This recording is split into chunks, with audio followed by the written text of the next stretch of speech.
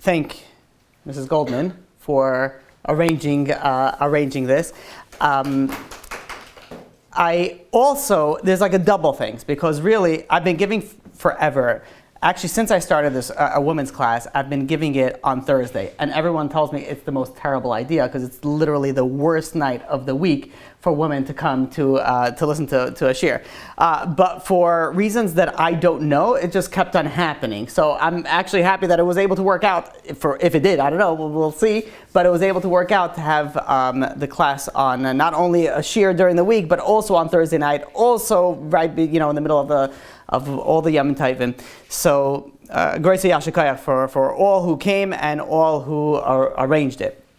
So, as we come to Yom Kippur, as we're in the Seres Yemei Tshuva, I thought it's actually apropos to speak about a certain personality among the Tanaim, and not only that, but to gather from that. And what I want to do tonight, Emir Hashem, is to try to give you the story of Elisha ben Avua, who was otherwise known as Acher, and then gather some sort of lessons that we can gain for that, and how we could enter the Yom Noraim with a little bit of a different perspective, and maybe make ourselves better just a little bit.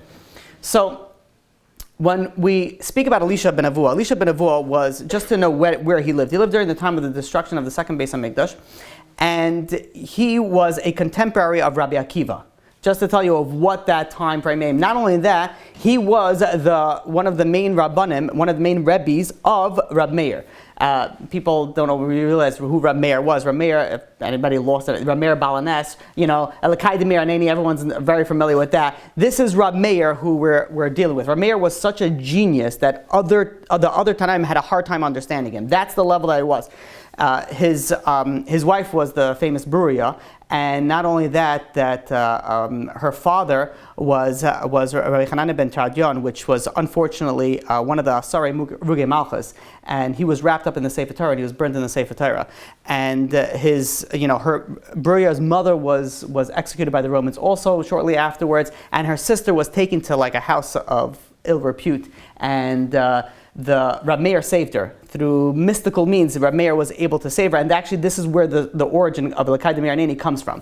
So Rab Meir was his Talmud, his contemporary was Rabbi Akiva, just to give you an understanding who Elisha ben Avua, who Acher was. So we're going to start off to try to understand his background. Once we have a little bit of understanding on his background, we're going to be able, this is such a funny setup over here, special, and the regular, yeah. So we're going to try to get understanding on the background, and then we're going to be able to try to gather some information, some lessons that we could learn, and hopefully to leave here tonight wanting to be a better person. The famous saying is that at least you have to want, but some people don't want, so they want to want. Right? And it depends. Everybody is on the level of want to the 10th power, whatever it is, but as long as you're on the right path. So the Gemara, if anybody wants to go and actually understand the story, the history of Elisha ben Avua, it's in the Gemara in Chagiga, and it's a Talmud Bavli and Talmud Yerushalmi.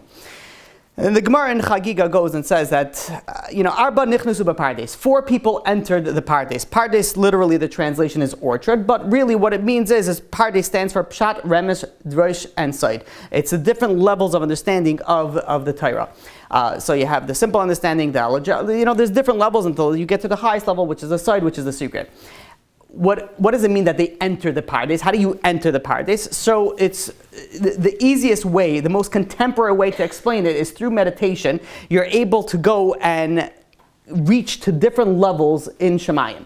It's very famously known that Baal Shem Tov and other Rabban, big Rabban, big Gedolim were be able to go and see things that were in Shemayim. How do they see things in Shemayim? They're right over here. How do they see things in Shemayim? So it's different. Shemus HaKadoshim, the Rashi goes and explains that they're able to go. So the Arba that Nichnasu L'Pardes, this is talking about a whole nother level. They reach to the highest level possible, which is not going to get into all the details of what they did and what they saw and how they got into it. The result does actually bring down how it's, now it's forbidden to do it. Obviously, soon you'll see why. So, there were 4 that entered. They were Ben Azai, Ben Zaimai, Acher, and Rabbi Akiva. 3 of them were harmed. 1 of them left without any issues. So Ben Azai came, and he was physically harmed, and he died. And the Maharsha goes and explained that his soul, when he went up to Shemaim, so to speak, his neshama went up to Shemaim and his physical body was still here, his soul was so captivated by the spirituality that he sort of became connected to the spirituality, and his neshama just left him, sort of like a misa neshuka, like a kiss of death, and his neshama hence left him and he died. Then you have Benzema. Benzema was affected emotionally or intellectually. He saw something that he was not on the level of Ben Azai, and he saw something. He was overcome with this perception of this reality that he wasn't on the level, and he went a little bit crazy. When his mind was more in the confusion. The simplest way is that he lost his mind. And that's how he was affected. Achar was affected religiously. He saw something that he saw a vision that deeply confused him, that put him to a theological challenging situation, like he didn't understand it, and he went off the derech. He left religion. Rabbi Akiva came in safely and he entered safely. That's the Gemara. So Achar, not only did he leave Yiddishkeit, but he left it to the extent that he would go to the Romans and he would tell the Romans that the Romans were requiring the Yidden to work on Shabbos.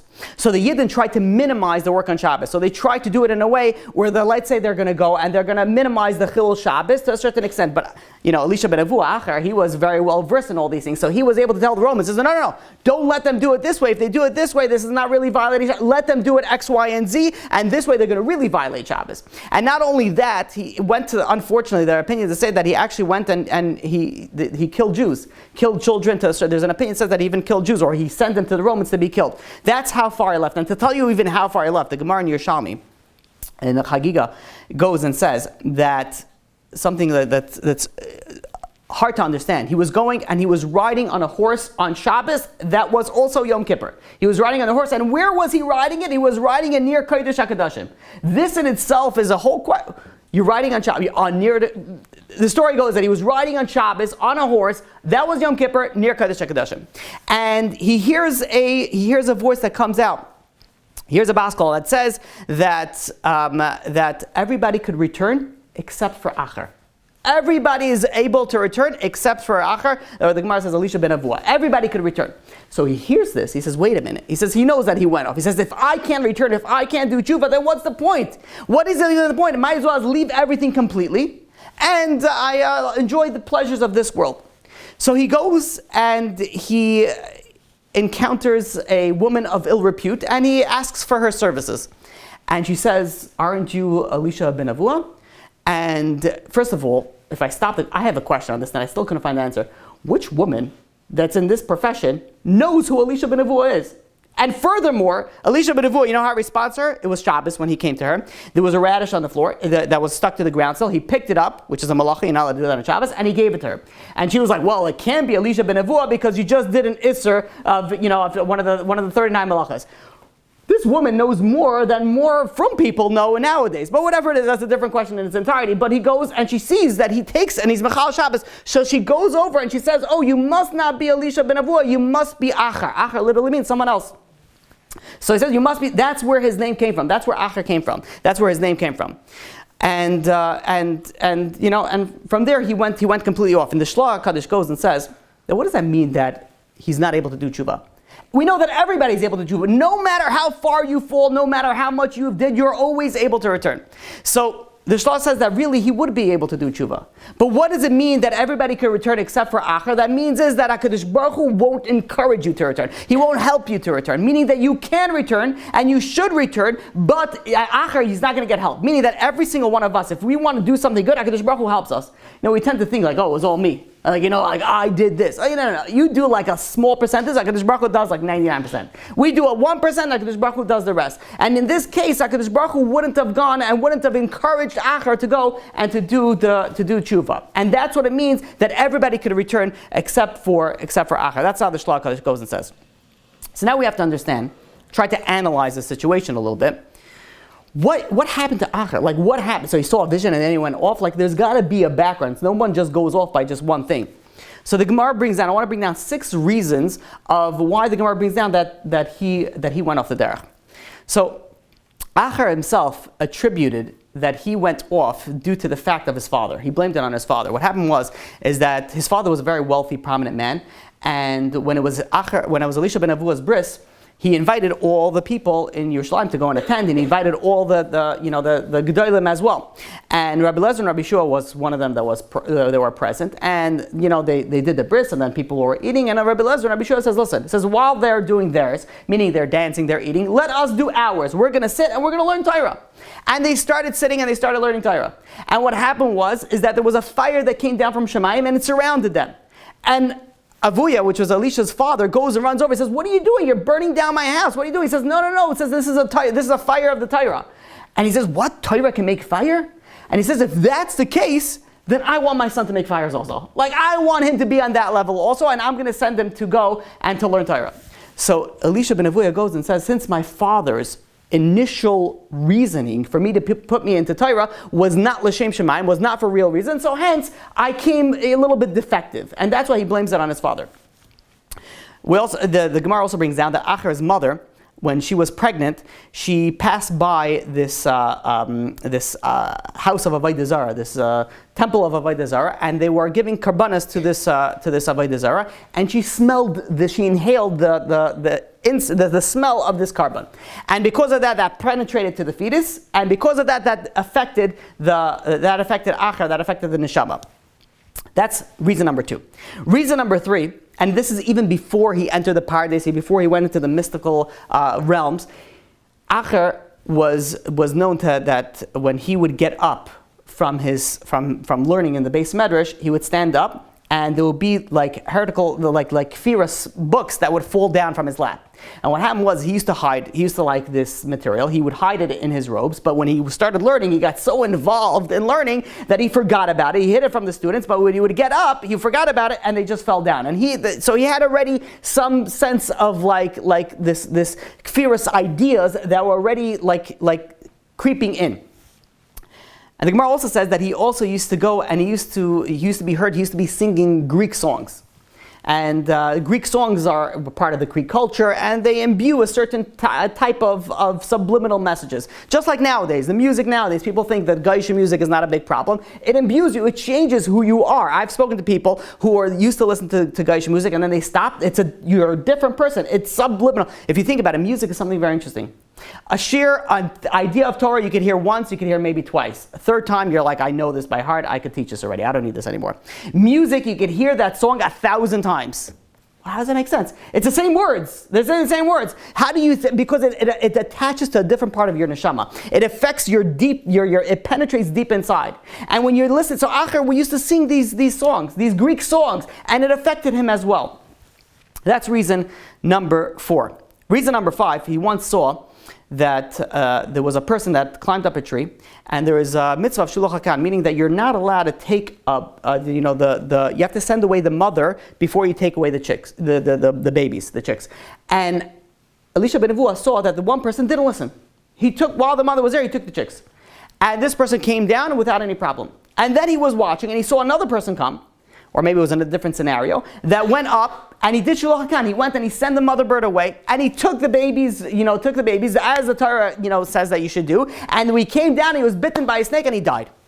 And he says, wait a minute. It says the Torah says v'arachta yamim. The Torah says that if you do this mitzvah, you're going to have long days. This guy didn't even have long minutes. He just came down and he was already killed. So must be there's no reward in the Torah. Of course, we know this is referring to the next world, and we're not going to get into all the details of that. But this is another reason why I said it must be the Torah is not. There's no reward.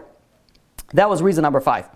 Reason number 6. One of the Asar Rugi Malchus was the Chutzpah HaMeturgaman, and he saw that they dismembered, unfortunately, this gadol, and he saw a dog carrying Chutzpah HaMeturgaman's tongue in his mouth, and he says, "Zu Torah v'zu schara." This is the reward of Torah.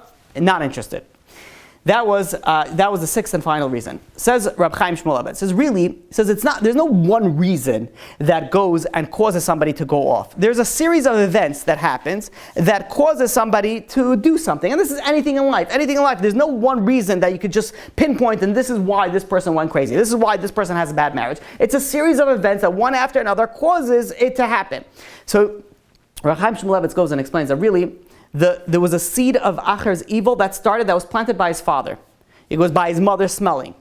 And then it sprouted once he started going and he started learning these Greek, the Kfira books, let's call it. And then he started singing these Greek songs. And the more he began pursuing these Kfira ideas, it came to the point where he was grappling with certain issues. He had difficulties with he already introduced it to himself and he had some issues over here. So now he comes into a situation where he sees this confusing perception of HaKadosh Baruch Hu when he goes up into the paradise. And he sees his tongue in his mouth. And he sees what happens to this person that goes and does Shiluch HaKan. This is sort of like the needle that just like knocked it in, and that caused him to his final defection from Yiddishkeit, and that's what caused him to go off. The Gemara brings down the end of Acher was that Reb Meir, his student, always tried to go and bring him back. And he would never be interested. But at his deathbed, Reb Meir was told that his Rebbe, at his deathbed, he was dying. He goes over and he says, now come do tshuva. So his Rebbe, Elisha ben Nevuah goes and says, can I do tshuva at this stage of mine? I'm literally one foot in the next world. Can I do tshuva? And he quotes him a pasuk in Tehillim. It says, Tashav enesh adakah. You could bring a man to the crushing point, meaning to the final point, v'tomer shuva b'nei adam. And even at that point, HaKadosh Baruch Hu says, return, come back. He says, yes, you could even return, even if you're one step in the next world. And Elisha ben Nevuah began to cry. And then he passed away. And Reb Meir was happy inside because he felt that at least his Rebbe died while doing tshuva, or in the middle of doing tshuva. And it's very interesting. What happens afterwards is that Reb Meir was privy to the information that there was a big commotion in Shemayim what to do with him, what to do with Elisha ben Nevuah. At one point, he has a lot of Torah under him. But at another point, he has a lot of Averis. But the problem is that they can't put him into Gehenna because he has all this Torah protecting him. But they can't, he was left in something that's called Kafakela, in this middle stage of ground.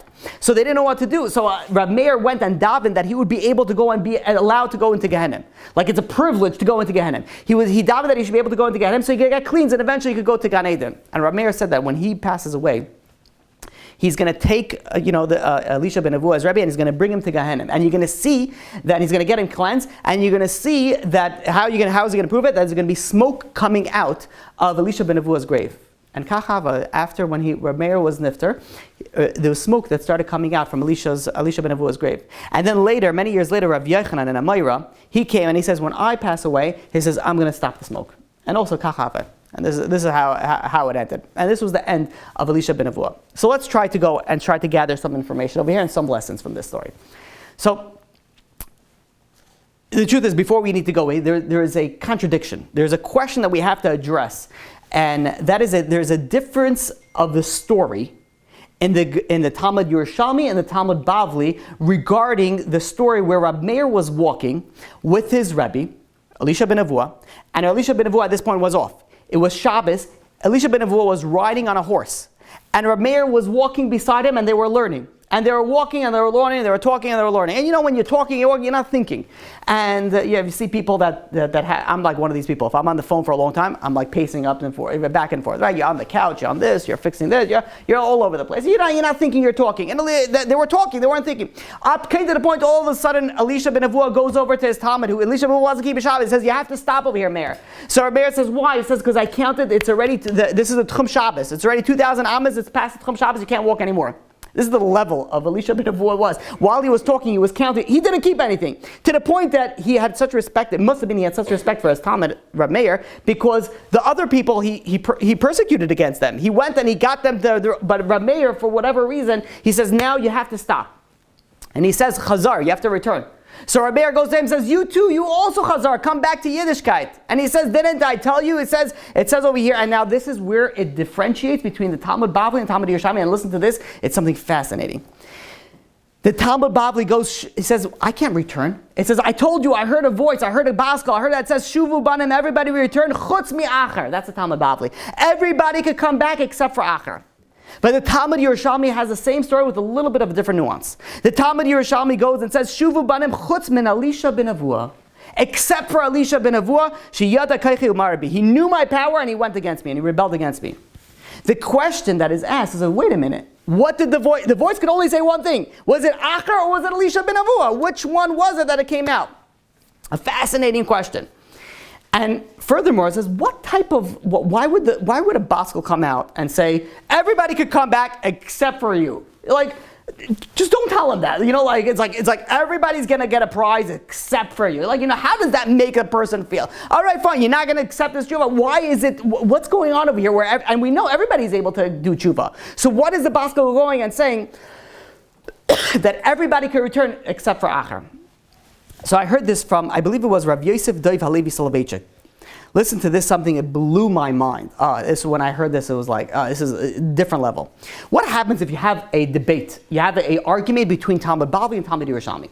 The halacha is we go according to Talmud Bavli. So what did Talmud Yerushalmi says, Elisha ben Avua. Talmud Bavli goes and says that it was Acher.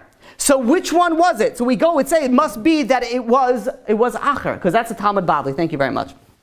It was, speaking about that, I used to drink a lot in my class, and my mother, she would go and she would listen to my classes because, that's what a mother is supposed to do, I guess, and my father also. And she says, "What's this?" Like, she would listen to it. She says, "Why? I keep on hearing swallowing." He's like, "What's with this swallowing?" It's so loud because the microphone is right here. It's like right near my trachea. You can literally hear the water go down. So since then, I've been trying not to drink, but sometimes I need to, so I appreciate it.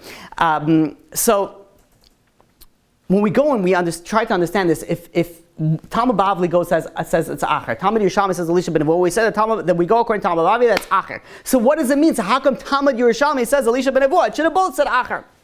And the answer is that, and this is my understanding. It might not be exactly what Rav Yosef Dov Halevi Soloveitchik explained, but I believe it was. Sometimes someone says something, and sometimes you hear something else. You know what I'm talking about? Like, the idea is where you hear what you want to hear. You see what you want to see. And really, what happened is that the Baskel really said everybody should return except for Acher. And Acher heard except for Elisha ben Avua. Why did Acher hear except for Elisha ben Avua? Because there's two personalities over here. There's one of them, there's Elisha ben Avua, which was he knew so much. He was a level of Rabbi, he was a contemporary of Rabbi Kiva, he was a Rebbe of Rabbi Meir. He was on a very, very high level. And that was Elisha ben Avua. But then there was Acher, there was someone else. Acher, literally the translation means someone else. There was someone else that was a sort of like not a split personality, but think of it like a split personality. There was a negative side of him. There was the Acher of him, the bad of him, and that what was the negativity of him. And what the Baskel says everybody could come back, but don't Acher, you don't come back. What's Acher? Leave the negativity, leave the bad, leave the averis, leave the negativity, leave that out. Elisha ben Avua, you come back. Acher, you don't come back. Elisha ben Avua says, wait a minute. Acher, Elisha ben Avua, one of the same person. He says, I am Acher. He identified himself by his negativity. He identified himself by his problems. The idea of I am who I am. Accept me who I am. You speak to people and be like, I don't understand. People should accept me for who I am. And the truth of the matter is, they should. Especially your husband, especially your spouse should accept you if you are. And I'm going to say something there's a caveat over here because I have to be careful, especially for anybody who's a therapist. But who said that you should accept who you are? Granted, self-esteem, you have to be happy, you have to be, you're comfortable in your own skin. Of course, I'm not talking about that. But when somebody goes and says, I am happy where I am right now, that means that you're never going to change. Why should I change? I'm perfect exactly the way that I am. I have faults, yeah, but you know what? You got to deal with it. Everybody has their own issues. Let my husband go and deal with it. Yeah, this is me, and I am, this is who you have. They're like, no, that's not the way. Granted, your husband should accept you. Your husband should go and appreciate you exactly where you are, but you should not stop where you are. People should always be growing. You should always be going and trying to get better, become a better spouse. You should become a better mother. You always focus on growing to the next level. If you're happy in your status quo, you'll never change. So the first lesson that we can learn from this is that come to Yom Kippur, we have to leave. Every single one of us has an Acher. There's the Averis in us, the negativity in us. That Everybody come back except for Acher. Leave that negativity back. Leave all that back. Return. You become better. Believe you're not the negativity. You're not that angry person. You're not that impatient person. You're not the person that constantly screams. That's something that you picked up. You have a bad character traits, but that's not identify who you are. That's something that you have to leave behind. That's something that is not coming in Yom Kippur. That is something that everybody can return except for Acher in our own lives, except for the differences, except for the negativity in our own lives. Let's go to lesson number 2. Very often, when we come to a certain difficulty in life, it's always about the other person. It's my situation, it's my parents, it's my spouse, it's my children, it's my boss, it's my workers, it's my employees, it's my employer. We're always looking to put the blame on someone else. It's like so easy to go and put the blame on someone else. We have so much that we could blame at everybody else. And who do we usually blame when we come through to a certain situation? We blame Acher. We blame the other person. It's not my fault. Like, no, are you kidding me? Like, he is lucky. He is so, does he even know how lucky he is that he married me? Like, are you kidding me? Like it's always the other person. The other person, it's always the Acher that comes to blame. It's never us. It's never us. We always find somebody else. And there's so many times where we come to a certain situation and we the first thing, it's initial, sort of like a gut reaction. It's like a reflex. We don't, like, no, it's, come on. Like, I'm perfect. Like, so we have low, somehow we're able to balance this dichotomy where we're so perfect and we still have so low self-esteem. I don't know how that works. Like, we have this dichotomy inside of us where everything is great, but no, it's always somebody else's fault. There was once a chassid that was recently got married, and he went over the first Pesach, the first Seder night, he went over to his in-laws. And he was sitting there by the in-laws, and they're going through the star. Everyone's giving the Dvar Torah. Everyone comes out, especially you're new to the family. You don't give one Dvar Torah. You have a Dvar Torah in every single thing. Right? My father-in-law got to expect the Rebbe is the family, of course. And you come with a binder. And you start off with everything exactly and everything is working great.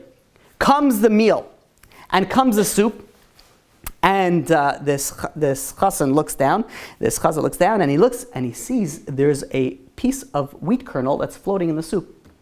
And he starts, this is a starka boy, he starts screaming. He's like, chametz! He's like, what are you doing? It's a chametz over here. He's almost having a heart attack. And the mother-in-law comes in, and the father, everyone's coming in. He's like, what's going on? He's starting pointing, he can't. He's like hyperventilating. He's taking a brown paper back. He's like, it's chametz over here. It's chametz inside the soup. And the mother-in-law is looking inside. He says, how is that possible? And he's looking at his wife, and he's like, oh, forget about the scene is happening over here. And he goes to his wife and says, we're getting out of here. A house that has chametz inside, there's no way we're staying here for Pesach. We have to get out of here. And she's sitting over there in the middle, and she's like, her new husband, and then she's used to her parents. She's sitting over there, and she's like, but, and he's like, come out of here. And she's looking at her. Her mother's horrified. He's sitting over there. It's almost like a bus hit her that didn't actually hit her. She's just like frozen. He's like, how is it possible? I started cleaning for Pesach 2.5 years ago. I don't understand what's going on. It's like, how is this even possible? And he's screaming. He's like, we're getting out of here. We're not staying in this house. This house is chametz. And she's sitting over there in the middle. This poor Kala is sitting there. She starts crying. She's like, but my chassan, but my parents, what am I supposed to do? And the chassan sees that he's not getting anywhere. He says, you know what, let's go to the Rebbe. He says, we'll go to the Rebbe, whatever the Rebbe says, Rebbe show you that I'm right. And they go to the Rebbe. And he's like, everybody's coming. He's got his momentum. His anger is up there. Everybody goes into the Rebbe. And the Rebbe's middle of his, Seder. And he goes, this chassan goes and he says, you don't understand. He says, I just married into this family and they have chametz in the soup. He says, I said we got to leave this house. He says, right, I have to leave this house. How do you say the house full of chametz? Chametz, you know what chametz is? And he's starting giving a drasha to the Rebbe. And the Rebbe's looking at him. And then he's looking at this poor mother-in-law, who is who knows what this mother-in-law would dig if she had a shovel, forget about it. The story is over. Where should she be? Like, she's in a place of so difficulty. And the Rebbe looks back at him, back at the mother-in-law, and the Rebbe goes over to this chassan and he says, give me a shtreimel. And the chassan goes and takes a shtreimel. He's like, oh, the Rebbe's going to put a rabbit out of it. Who knows what's going to happen? The mice. He gives his shtreimel to the Rebbe. The Rebbe turns over the shtreimel, gives a little bit of a patch on the back, and out falls a bunch of wheat kernels. This is what happened was in the olden days. He says nowadays, At the Afraf, you throw taffies, you throw candies, depending on how much the in-laws like you. Maybe it'll be a little bit stronger, maybe a little bit softer, but you throw little candies at the chassan. In the olden days, the candy, you didn't have candies, so you threw something cheap, wheat kernels, you threw at the chassan. And this chassan was sitting over there, he had his shtreimel on, and they threw at him different things, or he was walking down and they threw at him different things, and it got stuck in his shtreimel. And so the Rebbe goes over to this chassan, into the chassan, and he says, it's not your mother-in-law's fault, it's your fault, it's coming from you. That's where it's coming from, the chametz is coming from you.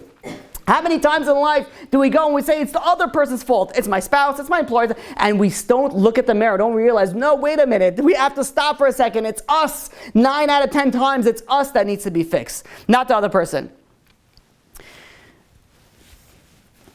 So the second lesson that we were to learn from this is when we come to certain situations, stop using the acher. Stop blaming the other person. Focus on yourself. You could change yourself. You can't change the other person. You could change yourself. That's who you should focus on. That's who you should go and try to make better. Let's go on to lesson number 3. I don't know if anybody over here, probably nobody over here can relate to this, but I don't know, imagine a scenario where you don't like another person. Like don't like, like really don't like a level of like, ugh, you see her and you get angry, there's a grudge, or whatever, there's a bad. When you go down the street and you see this other person across the street, they're talking about like a Haman or Hitler, obviously, we're not talking about it, right? And you see that and you get angry and you get in a bad mood. Who does that affect? That other person could be listening to music or listening to Shir Torah, whatever it is, right? I don't know, to each their own. And they're in a completely great mood. And then comes this, you're coming over there and you see this person and your mood just turns right. You get angry, you get upset, your whole day is ruined. You saw this person and it just ruined your day. Who did it affect? The other person, it didn't affect one iota. It didn't change that person's day, not one bit. They don't even know that you're upset. You're sitting there and angry and tzibrochen and upset, and they're happy as can be. There's no issues. Many times, we get into our own head, and we make ourselves our own situations, and we bring on the negativity to ourselves. Now it's coming to Yom Kippur. I've been getting these questions like more and more frequent. How could I be moichel somebody else? How could I forgive somebody else? They did X, Y, and Z, and they didn't even ask me for mechila. And I asked them, very straightforward, the fact that you didn't forgive them yet, who does that affect? Does that affect them, or does that affect you? What it means is that when you don't forgive somebody else, that means that you're still holding on to it.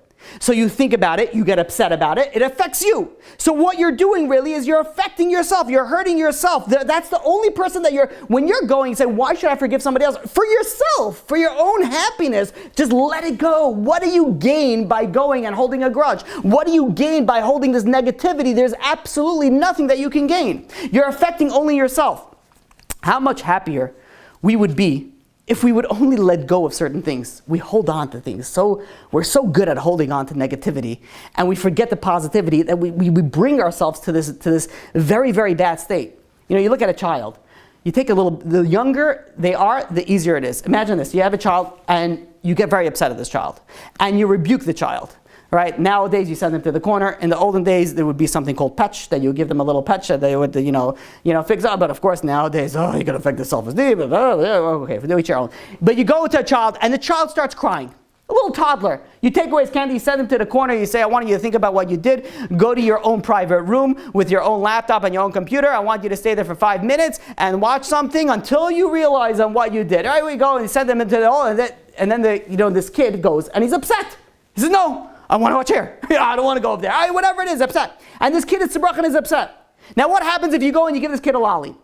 Instantly they'll be like, oh yeah, it's all good. You take this little kid, right? This kid, imagine, chas v'shalom, that never happened, but a parent gives a little, slap to, a child was misbehaving, a toddler was misbehaving, says, no, you're not allowed to stick a knife into the outlet, and she knocked the knife out, and the child says, why are you doing this to me? Like, why? What did I ever do to you that you have to go and you hit me? And he goes in, and the child starts crying. The father comes, picks up this little toddler, and throws him up in the air a little bit. Right? The mother sits on the side, has a heart attack, and the father is throwing this child in there. What happens to this child? The second that the child goes up, instantly the tears are still wet, and they're laughing nonstop.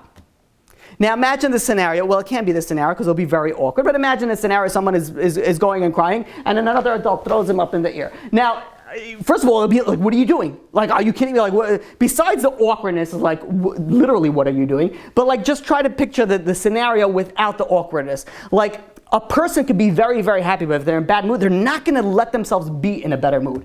They're going to be like, no, I'm in a bad mood. Like, how many times do spouses, not anybody here, but like your friends that you know, right? So how many times do spouses get into an argument, and one forgets the reason why they're in an argument, but they just know they're upset. They're like, no, like something was wrong. Dad, he's wrong. She's wrong. We're just upset. We don't know why. We forget it, no, but we hold that upsetness. What's the difference between an adult and a child? Famous saying.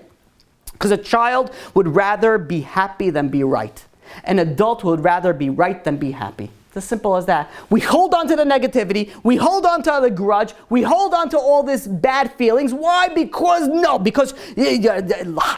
she, I can't believe that she never did this. And we go into our own heads and we hold this onto ourselves. We're only hurting ourselves. Reb Chaim Kreisworth was a Av Bezdin in Belgium.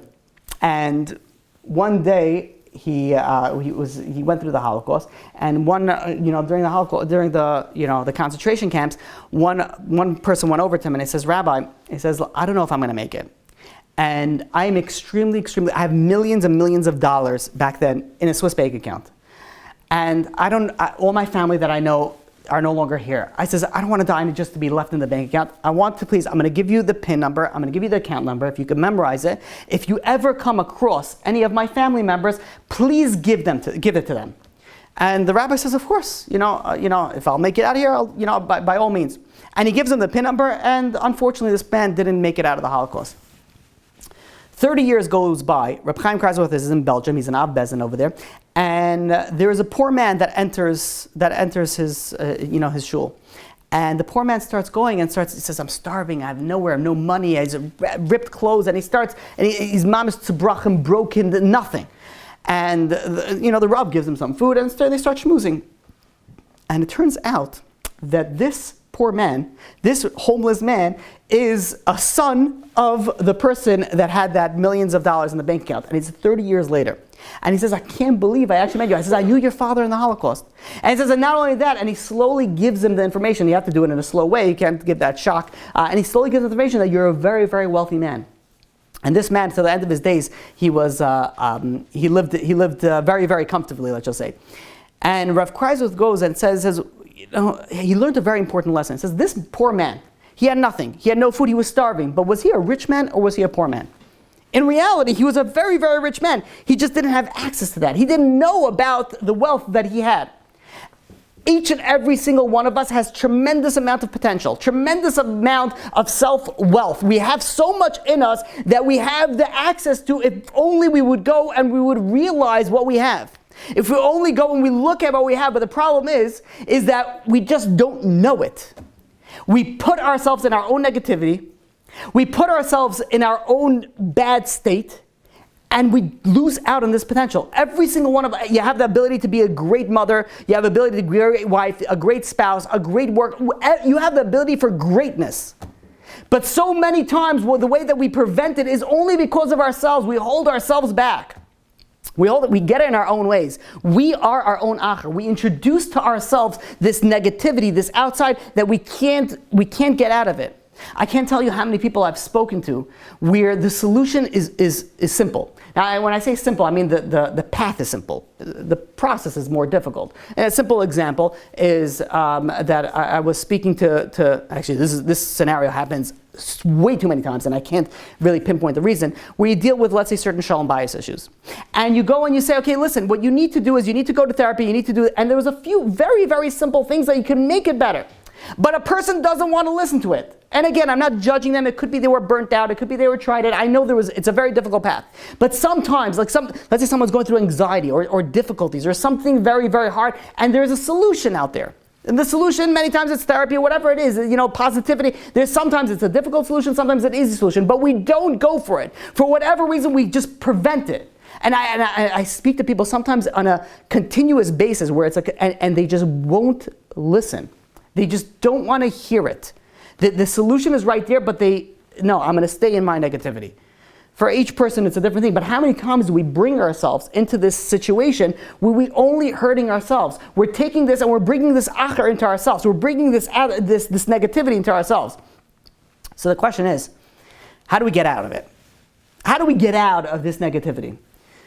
So I heard this beautiful idea. I know it's not an Elul anymore, but Elul stands for Ani L'Dodi V'Dodi Li. What does that mean, Ani L'Dodi V'Dodi Li? Ani L'Dodi means I am for Hashem.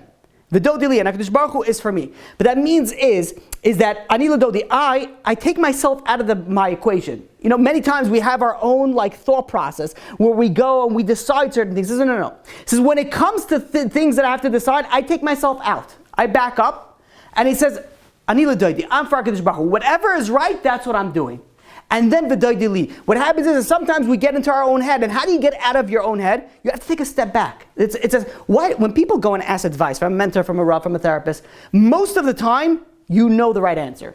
You know what you need to do. Most of the time that people come to me to questions, in fact, usually if I'm able to, I get them to tell them exactly what they need to do. They know it already. It's simple. We have Baruch Hashem, we have brains in our heads, and we know the problem is that we're stuck in the situation. When you're stuck in the situation, it's hard to see it. So sometimes you have to take a step back.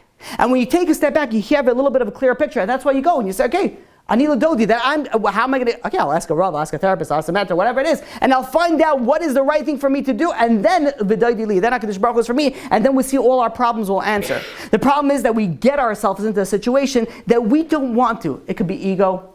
It could be we don't want to be vulnerable. You know, how many times that so many things can get resolved if we just, really this is more for men, because women are very easily vulnerable, they put themselves out there. But like a man, a husband, like if they just communicate in a vulnerable way, like the world opens up. But we don't want to because it's our ego. It's like, I'm not going to do that. I can't get to that. So we put ourselves in a situation that we cause ourselves more hardship because we don't want to put ourselves out there. We don't want to put ourselves in a certain situation. So what happens is that if you take that step back, and it's not only about you, look at the big picture, you look about what HaKadosh Baruch Hu wants, that will open up to more possibilities. This is Ani L'Dodi, Ani. It's me and Hashem. There's nobody else. There's no other cheshbonis, it's just me and HaKadosh Baruch Hu. And there's an idea that when you do something for Hashem, you never lose out. There was a Rav by the name of Rabbi Ephraim Schwartz. He was a Rosh Kollel in Elad. And he was trying to get an appointment for quite a few months by a certain Gvir who had a foundation in Chicago, and for his kollel. And he requested for a donation of $35,000. And he's been sending emails and he's sending different messengers. One day he gets a phone call from an international number, right? So he picks up the phone, he says, hello. And he says, hi, is this, Rav Schwartz? And he says, yes, this is Rav Schwartz. Who am I speaking to? He says, this is so-and-so, a secretary from this, from Chicago. Instantly, he's like, yes, how can I help you? This is what he's been waiting for months. He says, we've got your application. We've spoken to a certain few people. We want to make an appointment next, it was actually this coming Wednesday. Can you come to Chicago? And go to Chicago Golden Towers, the 67th floor, room 413. Can you come at 6 p.m. in the evening? And he says, I'll be there. He's in Eretz Yisrael at the time. He goes, he hangs up the phone, he immediately calls his travel agent, and people don't know, now they exist. Before Orbitz and before, this is where people used to go and call people, and they would go and get them tickets. And he would go and he called his travel agent. The travel agent said, there's nothing direct, but what I could do is I could get you to stop over in Paris for about 7 hours, and then you'll get to the meeting in time. He says, fine, book the flight. He goes, he lands in Paris Wednesday morning, early morning. Again, Paris is a few hours behind Chicago, so it was still in the middle of the night in Chicago. He arrives Wednesday morning in Paris. And his next flight is not for another few hours. He has some time. He says, listen, let me go out of the airport and let me try to find the minyan. I'll daven shachas with the minyan. He was very meticulous with minyan. And he goes and he finds the nearest shul, and he takes a cab to the nearest shul.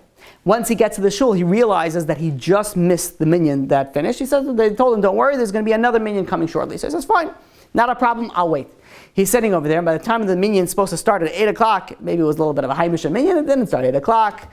There was like one person that shows up, and then there was by the time 9 o'clock, there's an hour goes by, 2 hours go by, and then finally 10 people trickle in. And now it's getting close to when he has to head back to catch his flight. But he's in the middle of the, davening. And he started to daven.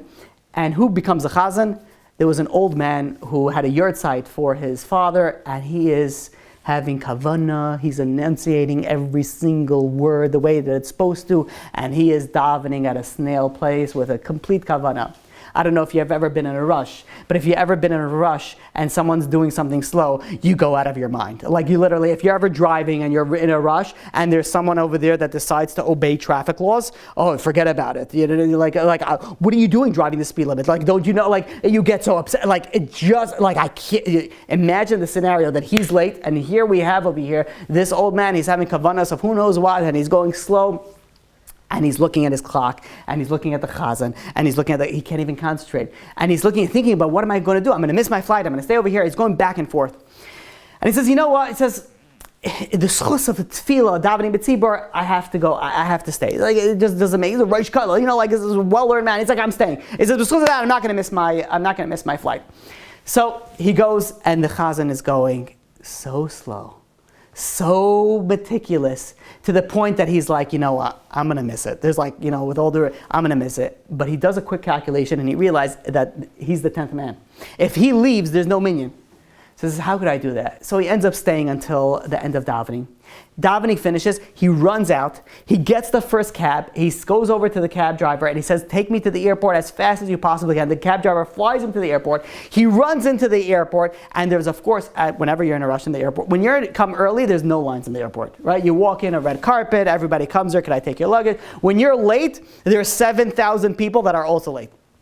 And he's sitting over there, there's a huge line, and he goes over to people and he says, please, he says, my flight's leaving in like 5 minutes, I gotta run, do you mind if I cut you? He says, everybody's flight is leaving in 5 minutes, right? You can't. And he was getting so many, finally he's able to get through security. And he runs with his carry-on, he runs to the gate. And as he gets to the gate, and he goes and he says, flight 847 to Chicago, right? This is right where I am. And she's like, yeah, but he says, the gate's closed already. And he's like, what? He said, yeah, we just closed the gate like a minute ago, which is like literally the worst thing that you could tell somebody that just got to the gate. Like, oh, so if I got another green light, I would have been here. And she goes, yeah, like the cat, you could see the plane is taxiing. I don't know why she's telling you. You see the plane is taxiing. That's the plane leaving.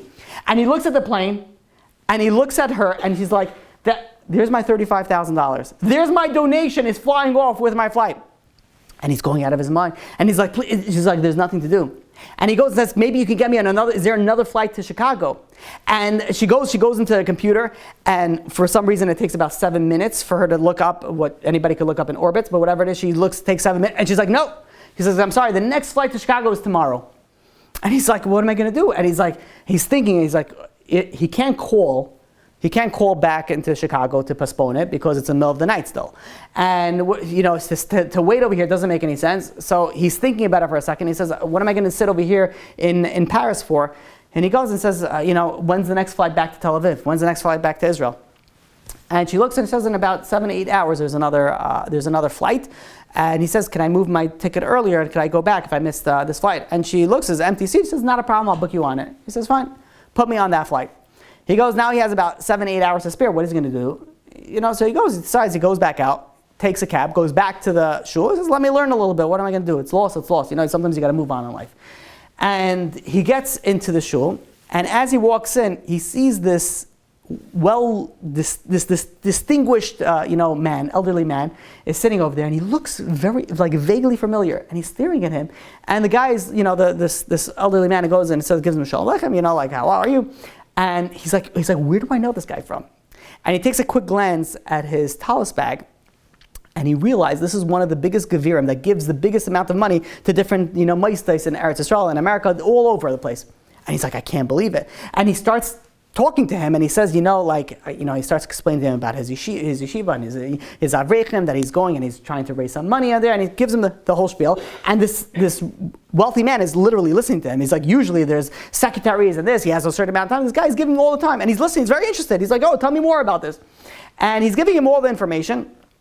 And this wealthy man goes and says, listen, he says, I flew in here. I just flew in this morning. I came in for a bris of my grandson. I'm the sandik. And he says, I wanted to do a schus for my grandson. He says, giving money to your koil, I think that's a good schus for him, that he should grow up to be a big talmid chacham, a big tzaddik. So he takes out his beautifully bound leather checkbook, and he writes out a check, folds it, gives it to the Rosh Kol. The Rosh Kol does every fundraiser knows exactly what to do. Does the quick glance before you put it in the pocket, like very quick. And he had to double take. He's like, wait a minute, did I just see that correctly? And he looks back down on it, and it was a check for more than double what he was going to collect in Chicago. It was a check for $72,000. And he can't believe it. He can't believe, and as he thanks the benefactor, and he walks away, and he's like, look at how min hashamayim this was. He says he's not the personality just walk to random people. Some people are like that. They see someone that even they think might have money, they go and they start giving all their whole spiel.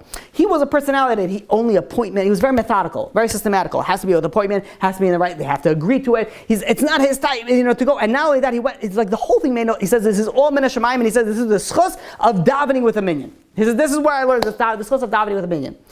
And he goes, and now he's in a great mood. Right? He made double what he would have made. He sits over there, he learns 6 hours straight without a sweat. And then he gets on the plane back to Tel Aviv. He lands in Tel Aviv, he opens up his cell phone. And there's a voicemail that's, for anybody who doesn't know, voicemails before they had WhatsApp. You could call somebody and you leave a message and they have to get to the message afterwards. He gets a voicemail. Back then they still have these kosher phones in Eretz Yisrael, which doesn't have WhatsApp. We're not going to get into that. Anyways, he goes and he has a voicemail. He picks it up. It's the secretary of the wealthy benefactor from Chicago. And he starts saying, he's like, oh no. But she starts off the message with apologizing. I'm so sorry.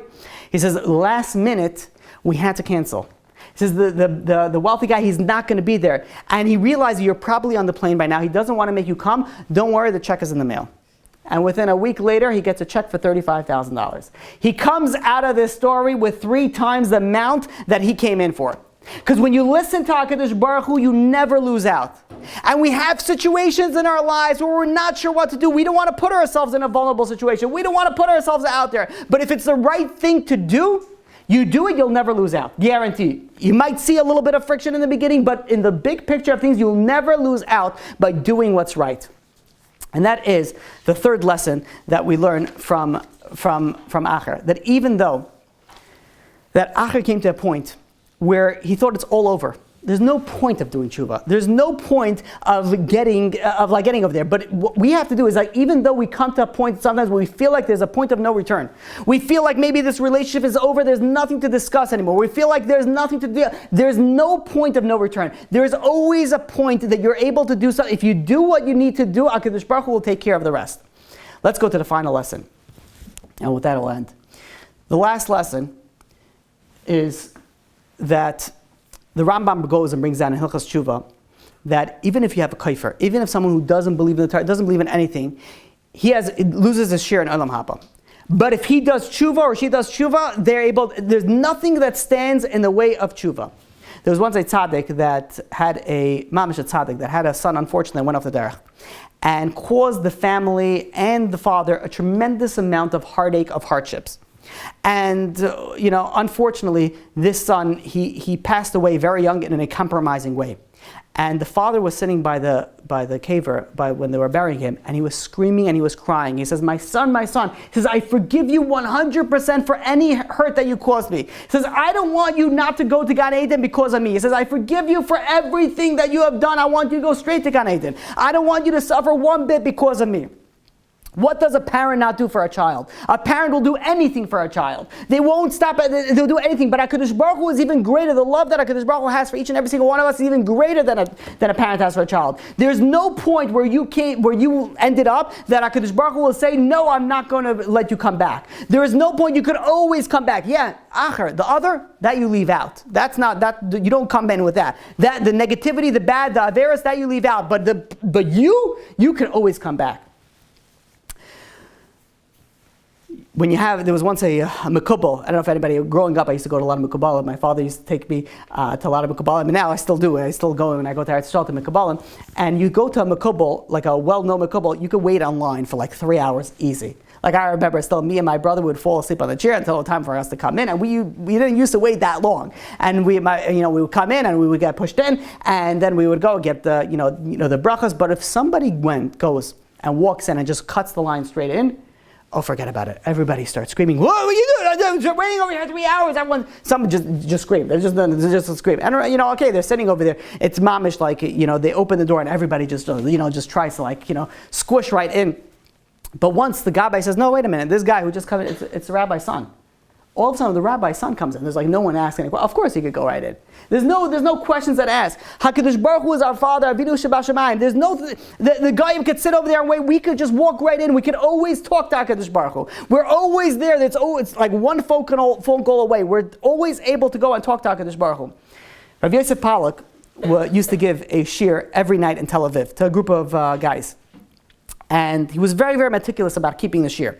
And one particular night was very, very stormy outside, and no one showed up. And he says, I don't want to give up the shir. I need to, he wanted to go and continue the shir.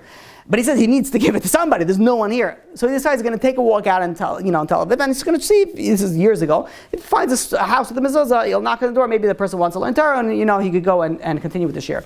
And he's walking, he comes up to this house, and he sees a mezuzah, so he starts knocking on the door. He hears like fumbling in the background, and the door opens up. This disheveled secular man comes out. He says, yes. And the rabbi looks at him, and he's like, he realized secular. He says, mezuzah. He says, maybe you want to learn some Torah. Chabad are used to this, but it's like a normal thing. But someone's not used to it. Be like, maybe you want to come and learn some Torah. And he goes and he says, who sent you? And he says, the Mossad is like over here. He's like, no. It's like, no. And he starts explaining to him. He says, give a share. There was nobody here. And as I came, and the guy gets a little bit more calm. And he says, I want you to come in for a second.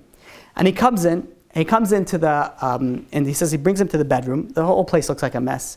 And there's a pipe that's sticking out of the bedroom. And there's a rope that's hanging over there with a little bit of a noose that's a handmade noose that's made up there. He says, I want to tell you. He says, the minute that you knocked, there was a chair there. He says, the rope was on my neck. He says, I'm a Holocaust survivor. I'm all alone. No one, ever since I moved into this house, no one has ever knocked on my door. I'm alone. I'm full of misery. I have nothing in this world.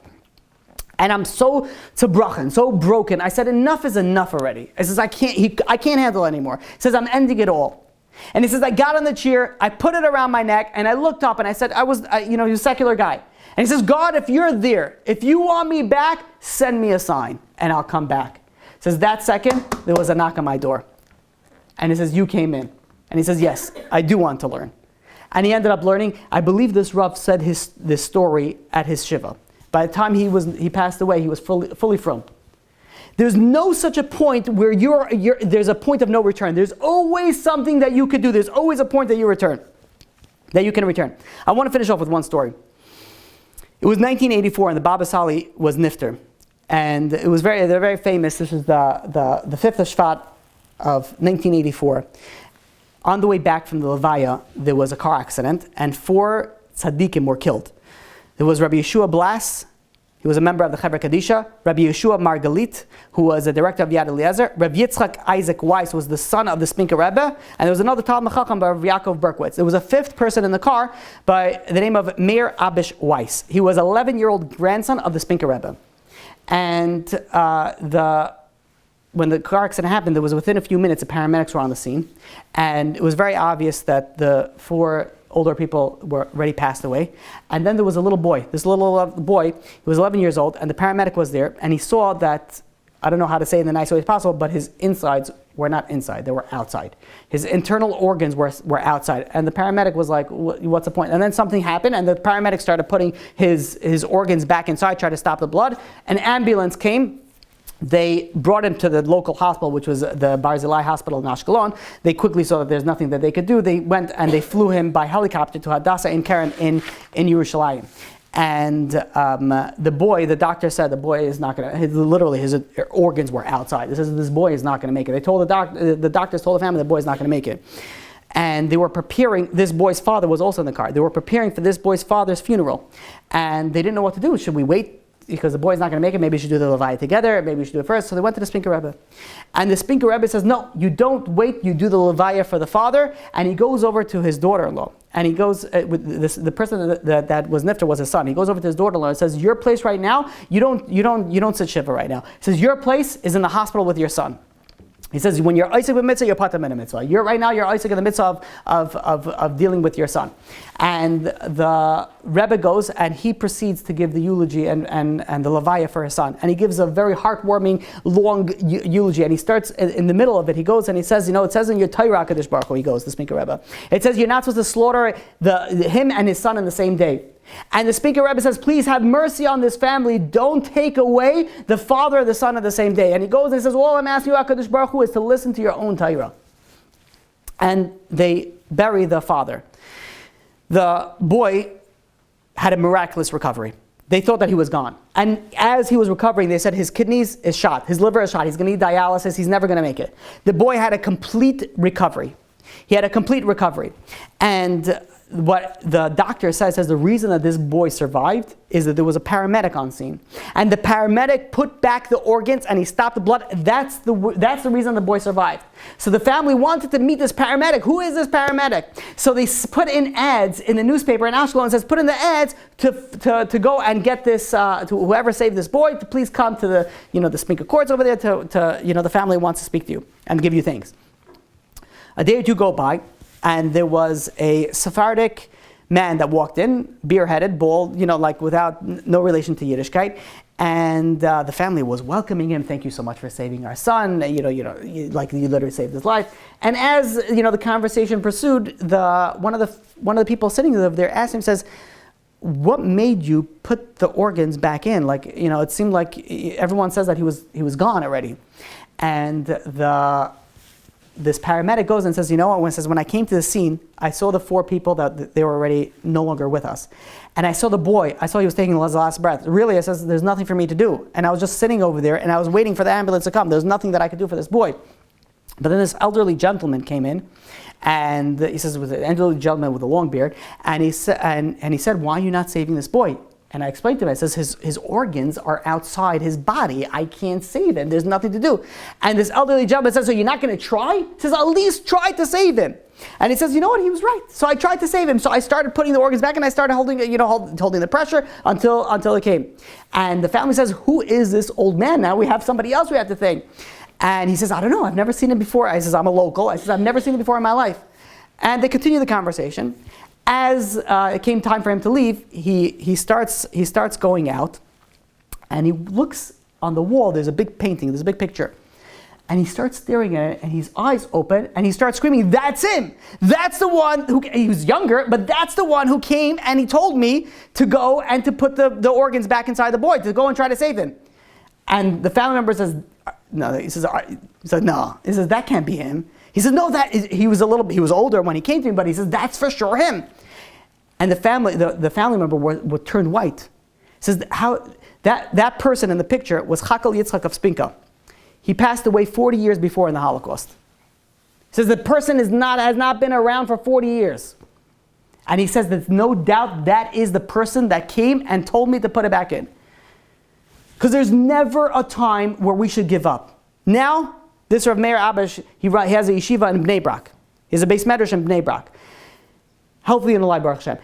Now, what we have to realize is there's never, even when it looks so bleak, even when it looks like it's over, even if Baskel comes out and says everybody could return except for Achar, there's no such thing as it's over. There's always something that we could do. The lesson, and the fourth and final lesson we could learn from this story, is that we never give up. We never give up on our relationships. We never give up on our children. We never give up on ourselves. There's so much that we can become better. And when we become better, we become happier. That happiness is part of the better. Success is part of our better. We should never ever give up. Don't settle for mediocrity in yourself, because we each have potential for greatness. The problem is that we introduce this acher in us and we bring ourselves down. So HaKadosh Baruch Hu should help us that come this year, we should be signed in for we should have a Gemar Chasim Tov for an amazing year that HaKadosh Baruch Hu give us. And we should take all our negativity, all our acher, all our complaints about other people, all our acher and our negativity on ourselves, all the things that we have bad about ourselves, and we leave it in the previous year. We come to this year with our true being, the pure neshama that HaKadosh Baruch Hu give us. And with that, we'll have an amazing, successful year. Yashikayach.